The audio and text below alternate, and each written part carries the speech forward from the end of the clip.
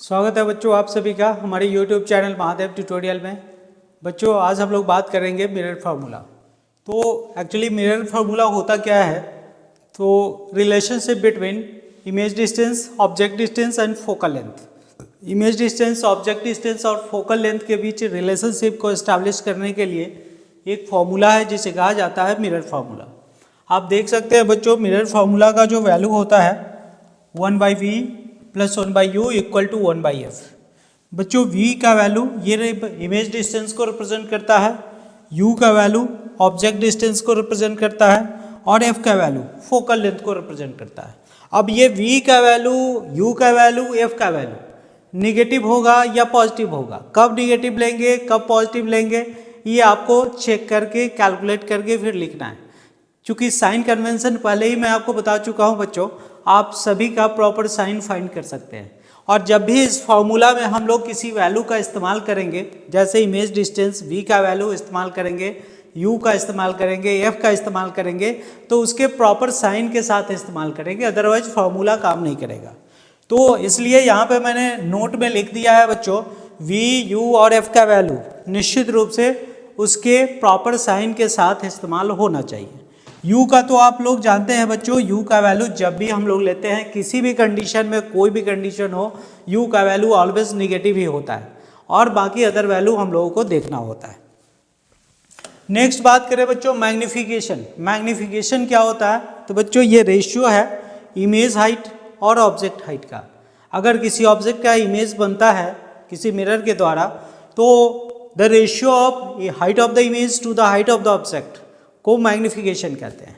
ठीक है, तो मैग्नीफिकेशन इक्वल टू मैंने लिखा size of the image divided bye size of the object, और m इक्वल टू मैग्नीफिकेशन को m से रिप्रेजेंट करते हैं और m इक्वल टू h2/h1 लिखा जाता है या hi/ho लिखा जाता है। i का मतलब हाइट ऑफ इमेज, o का मतलब हाइट ऑफ ऑब्जेक्ट, और यहाँ पे h2/h1 है, यानी कि ऑब्जेक्ट पहले फिर बाद में इमेज, इसलिए इमेज के लिए हम लोग 2 लिखते हैं, 1 के बाद आता है, तो h2 डिवाइडेड बाई h1। तो अलग अलग बुक में अलग अलग तरीके से रिप्रेजेंट किया हुआ होता है, आप समझ सकते हैं बच्चों। नेक्स्ट बात करें लीनियर मैग्नीफिकेशन। लीनियर मैग्नीफिकेशन क्या होता है, तो मैग्नीफिकेशन को m से रिप्रेजेंट करते हैं, पता है आपको। लीनियर मैग्नीफिकेशन का मतलब है negative of the ratio of image distance to the object distance. Negative ratio of the image distance to the object distance, यानी कि m इक्वल टू मैं लिखूं तो negative image distance divided by object distance. Image distance को v से represent करते हैं, object distance को u से रिप्रेजेंट करते हैं। m इक्वल टू मेरा फॉर्मूला बना -v/u। तो लीनियर मैग्नीफिकेशन का फॉर्मूला -v/u लिखते हैं। अब पहले भी एक फॉर्मूला हम लोग बनाए हैं मैग्नीफिकेशन इक्वल टू h2/h1, और अभी एक लीनियर मैग्नीफिकेशन का फॉर्मूला बना मेरा m इक्वल टू -v/u। बच्चों दोनों मैग्नीफिकेशन ही है, इसलिए दोनों इक्वेशन को मर्ज कर देते हैं और एक फाइनल इक्वेशन बनता है मेरे पास। ये फाइनल इक्वेशन बनता है बच्चों, याद रखना ये फाइनल इक्वेशन आपके लिए कुछ ज़्यादा इम्पॉर्टेंट है, क्योंकि अक्सर जो क्वेश्चन आपका पूछा जाता है यहाँ से पूछा जाता है। यहाँ से 3 डाटा आपके पास अवेलेबल होगा और चौथा डाटा आपको फाइंड करना होगा। ठीक है, नेक्स्ट बात करें बच्चों मैग्नीफिकेशन का वैल्यू कैसे रिलेटेड होता है। मैग्नीफिकेशन में डिफरेंट केस है। अगर मैं फर्स्ट केस की बात करूं बच्चों, तो फर्स्ट केस में मेरे से बोला गया when height of the object is equal to height of the image. मान लिया जाए किसी ऑब्जेक्ट का किसी मिरर के सामने आप इमेज बनाते हैं और जितना ऑब्जेक्ट का साइज है उतना ही बड़ा इमेज का साइज बनता है। तो बच्चों इस केस में मैग्नीफिकेशन का वैल्यू h2/h1 लिखेंगे। मैग्नीफिकेशन का वैल्यू h2/h1 मतलब height of the image divided by height of the object. चूंकि height of the image height of the object equal है, इसलिए m का वैल्यू आ जाएगा 1। और यहाँ से बच्चों पता लगाया जा सकता है, अगर आप स्टडी किए हैं मिरर को, कनकेव मिरर, कन्वेक्स मिरर को, तो मैग्नीफिकेशन 1, जितना बड़ा ऑब्जेक्ट उतना ही बड़ा इमेज, सिर्फ एक ही केस में आता है जब कनकेव मिरर हो आपके सामने और ऑब्जेक्ट को सेंटर ऑफ कर्वेचर पे रखा गया हो। तो अगर कहीं मैग्नीफिकेशन 1 दिखता है तो निश्चित रूप से ये कंफर्म है वो कौन सा मिरर होगा, तो तो कनकेव मिरर होगा। कई बार बच्चों क्वेश्चन में मिरर के बारे में इंफॉर्मेशन नहीं दिया होता है, मैग्नीफिकेशन दिया होता है, तो उस मैग्नीफिकेशन को रीड करके हम लोग ये डिसाइड कर लेते हैं जो मिरर लिया गया होगा वो कनकेव लिया गया होगा या कन्वेक्स लिया गया होगा। तो मैग्नीफिकेशन अगर 1 आता है बच्चों, इस केस में निश्चित रूप से मिरर कैसा होगा आपका, तो मिरर आपका कनकेव होगा। ये नोट कर लेना है बच्चों। नेक्स्ट बात करें, when height of the image is greater than height of the object. Image का हाइट बड़ा हो जाए ऑब्जेक्ट के हाइट से, तो इस केस में मैग्नीफिकेशन जब निकालेंगे बच्चों, तो हाइट ऑफ द इमेज बड़ा यानी कि न्यूमरेटर बड़ा और डिनोमिनेटर छोटा, तो मैग्नीफिकेशन का जो वैल्यू आएगा 1 से बड़ा आएगा। मैग्नीफिकेशन अगर 1 से बड़ा आता है तो निश्चित रूप से हाइट ऑफ द इमेज बड़ा होगा। अब इस केस में 2 सिचुएशन क्रिएट होता है बच्चों। m का वैल्यू ग्रेटर देन -1 भी हो सकता है, +1 भी हो सकता है। यहाँ पे मैं आपको बता दूँ, m का वैल्यू ग्रेटर देन -1 भी हो सकता है, ग्रेटर देन +1 भी हो सकता है।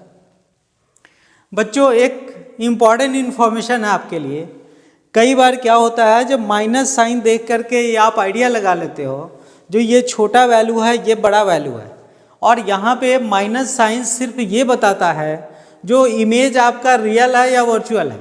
यहाँ पे न्यूमेरिकल वैल्यू से कोई मतलब नहीं है, -1 0 से छोटा या 0 से बड़ा उससे मुझे मतलब नहीं है। यहाँ पे माइनस क्या रिप्रेजेंट करता है, माइनस लगा हुआ है, इसका मतलब ये रिप्रेजेंट करता है जो इमेज आपका बना है वो रियल बना है। और मैग्नीफिकेशन में प्लस साइन कहीं आपको दिख जाए तो वो रिप्रेजेंट करता है निश्चित रूप से इमेज जो बना होगा वो वर्चुअल बना है। ठीक है, तो माइनस साइन से मैग्नीट्यूड को कनेक्ट नहीं करना है।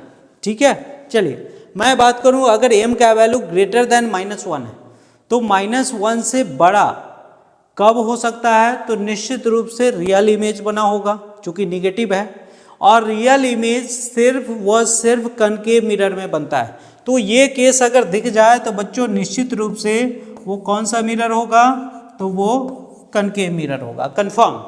ठीक है, नेक्स्ट बात करते हैं, m का वैल्यू अगर +1 से ज़्यादा हो तो बच्चों कन्वेक्स मिरर में मैग्नीफिकेशन का वैल्यू ऑलवेज 1 से कम होता है। तो अगर मैग्नीफिकेशन 1 से ज़्यादा है तो निश्चित रूप से ये क्या होगा, कनकेव होगा, कनकेव होगा, कनकेव। तो अगर मैग्नीफिकेशन प्लस हो माइनस हो कोई भी हो, लेकिन 1 से ज़्यादा है तो ये कंफर्म हो जाता है कि आपके सामने जो मिरर दिया गया है वो कैसा मिरर होगा, कनकेव मिरर होगा। नेक्स्ट बात करते हैं बच्चों, when height of the image is smaller than height of the object. Image का हाइट छोटा है, ऑब्जेक्ट का हाइट बड़ा है, तो मैग्नीफिकेशन जब मैं निकालूंगा तो हाइट ऑफ द इमेज छोटा और हाइट ऑफ द ऑब्जेक्ट बड़ा, तो न्यूमरेटर छोटा हो गया, डिनोमिनेटर बड़ा हो गया। m का जो वैल्यू होगा वो लेस देन 1 होगा, m का जो वैल्यू होगा वो लेस देन 1 होगा। अब लेस देन 1 होने के बाद यहाँ पे 2 कंडीशन अराइज होता है, लेस देन -1 भी हो सकता है, लेस देन +1 भी हो सकता है। अगर लेस देन -1 है तो माइनस लगा हुआ है, इसका मतलब रियल इमेज है, और रियल इमेज बच्चों सिर्फ कनकेव मिरर में ही बनता है। तो निगेटिव अगर दिख जाए तो निश्चित रूप से रियल इमेज होगा, और रियल होगा तो कनकेव मिरर होगा। तो ये कंफर्म हो जाता है कौन सा मिरर है, ये कनकेव मिरर है। और मैग्नीफिकेशन लेस देन +1, तो लेस देन +1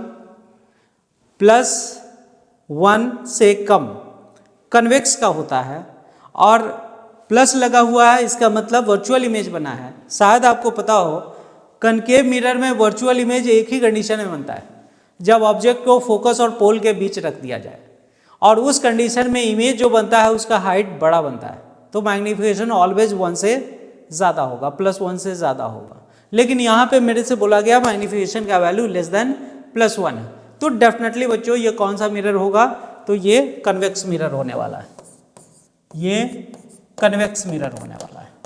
ठीक है, नेक्स्ट बात करते हैं, व्हेन इमेज इज रियल।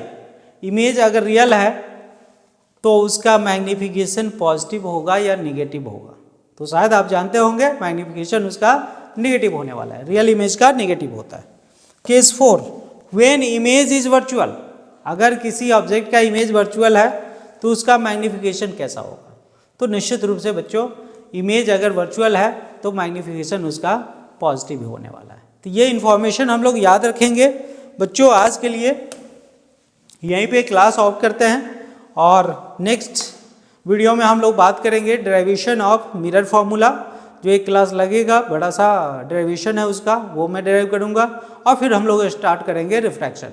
बच्चों अगर वीडियो कंटिन्यूअसली देखते हैं तो निश्चित रूप से लाइक, सब्सक्राइब और शेयर किया कीजिए, चूँकि आपका एक लाइक और सब्सक्राइब ये मेरे लिए बहुत बड़ा कंट्रीब्यूशन का काम करता है। Thank you for watching.